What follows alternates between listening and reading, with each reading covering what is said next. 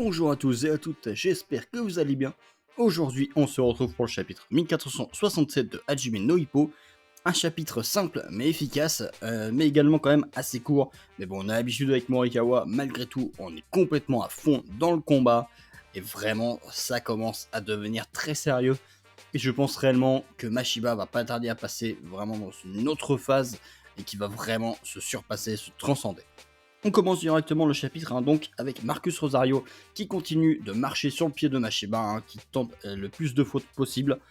Mais on comprend également, de par Sahamura et Sendo, que Marcus Rosario poursuit avec des coups legit, tout simplement, pour faire passer ses fautes pour des accidents. Alors que bien sûr, elles sont totalement volontaires. Le but étant également de gêner le plus Mashiba dans ses déplacements. Non pas en lui fracassant le pied, mais surtout car faire cela l'empêche par exemple de prendre de la distance, puisque oui, Mashiba est bien sûr meilleur à distance. C'est-à-dire que si Mashiba tente d'aller au corps à corps, il se prend un coup de tête, et s'il tente d'être à distance, il se fait marcher sur les pieds. De cette manière, Mashiba ne peut tout simplement pas boxer comme il le souhaite. Et ça va très clairement l'énerver.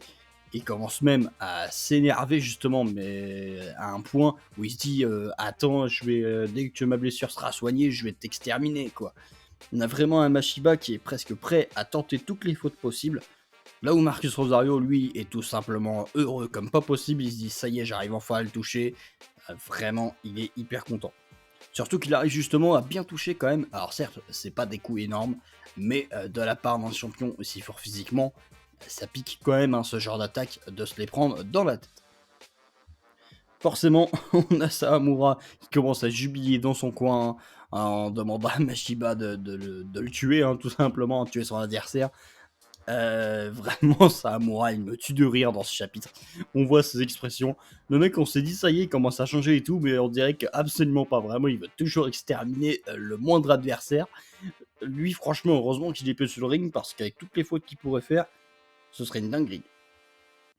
Dans tous les cas, on a Mashiba et son démon qui commence à sortir, justement. Et qui commence un petit peu justement à lui chuchoter à l'oreille en lui disant attends, on a travaillé toutes ces années pour ça, allez, utilise quelques fautes, c'est pas grave, vas-y, défonce-le. Et on a Hippo qui se lève et qui demande à tout le public d'encourager Mashiba. Et c'est encore une fois l'intervention d'Hippo qui va sauver Mashiba. Et ça, je pense que ça va ressortir plus tard, mais oui, si c'est clairement Hippo qui va sauver Mashiba en demandant justement au public de scander son nom. Et on a donc le public qui va s'unir à la cause de Mashiba. Et celui-ci qui semblait s'enfoncer dans les ténèbres entièrement, qui était prêt à ne plus en ressortir, va finir par réussir à se retourner vers la lumière et à supprimer son démon grâce aux encouragements du public. Et ça, c'est juste extrêmement fort. C'est incroyable, tout simplement, vraiment la symbolique derrière tout ça. Mashiba n'est plus seul. Il n'a plus besoin de combattre seul désormais.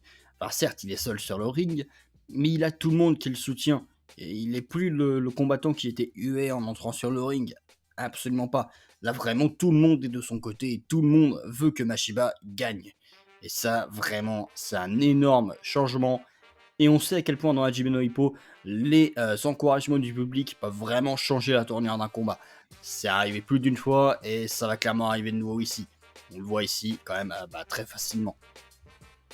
On a donc Mashiba qui va parler à son démon, qui va lui dire ouais, j'avais besoin de toi quand j'étais plus jeune, enfin en gros voilà, quand j'étais faible tout simplement. J'avais besoin de toi à cette époque pour m'aider car je ne pouvais pas tout faire tout seul. Mais aujourd'hui, je suis devenu suffisamment fort et je n'ai plus besoin de toi.